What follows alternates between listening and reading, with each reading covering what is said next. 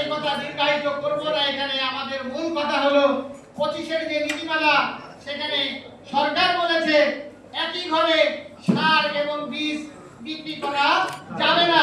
তাইলে ভাই আপনাদের কাছে প্রশ্ন রইল, সরকার যে বিএডিসি ডিলার, তারা কি সার এবং বীজ বিক্রি করে কি না? সরকার যে নতুন নীতিমালা করেছে, সেখানে বিএডিসি ডিলাররা, বীজের ডিলাররা মাত্র 5000 ছিল। সিরাজগঞ্জে প্রতিবাদ করেছে, আমার মনে হয় সর্বোচ্চ 50 থেকে 60 জন লোক মানববন্ধন করার পরে 2000 আপনার এই নভেম্বর মাসের 25 সালের 18 তারিখে একটা গ্যাজেট হয়েছে। আবার কি গ্যাজেট? সেটা হলো আপনার যারা বীজ ডিলার আছে তাদেরকেও সার ডিলার বানানো হোক। তাদের বক্তব্য ছিল তারা 5000 10,000 ডিলার আছে, 5000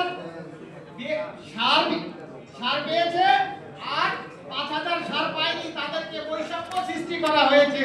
যদি 10,000 লোকের ভিতরে 5000 লোক বৈষম্য সৃষ্টি করা হয়, তাহলে 45,000 লোককে